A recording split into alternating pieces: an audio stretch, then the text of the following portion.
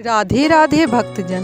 भगवत गीता के 9वें अध्याय में परम गुहा ज्ञान के बारे में बताया जा रहा है, तो आप इसे ध्यानपूर्वक सुने। अध्याय 9 से श्लोक 13 में बताया जा रहा है, हे पार्थ, मोहयुक्त महात्माजन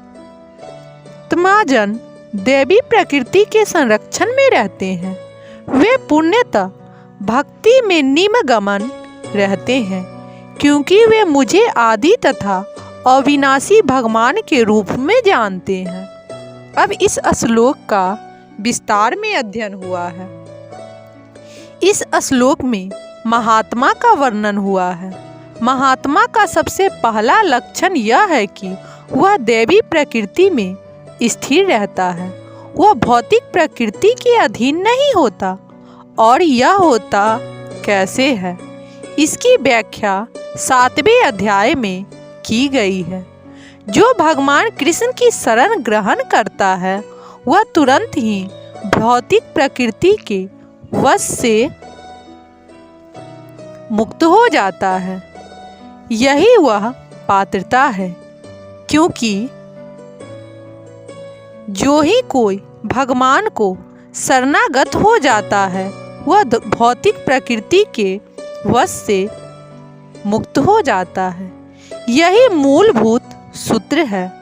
तटस्थता शक्ति होने के कारण जीव जो ही भौतिक प्रकृति के वश से मुक्त होता है, त्यों ही वह आध्यात्मिक प्रकृति के निर्देशन में चला जाता है।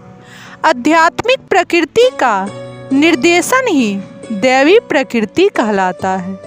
इस प्रकार से जब कोई भगवान के शरणागत होता है, तो उसे महात्मा पद की प्राप्ति होती है।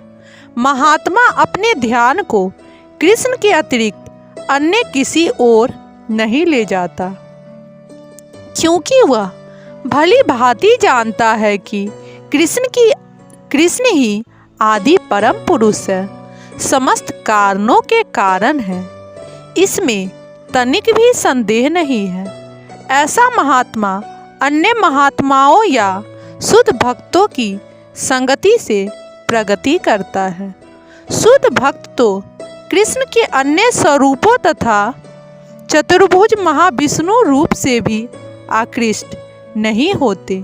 वे न तो कृष्ण के अन्य किसी रूप से आकृष्ट होते हैं, न ही वे देवताओं या मनुष्य के किसी रूप की परवाह करते हैं। वे कृष्ण भावनामृत में केवल कृष्ण का ध्यान करते हैं। वे कृष्ण भावनामृत में निरंतर भगवान की अविचलन सेवा में लगे रहते हैं। राधे राधे भक्तजन।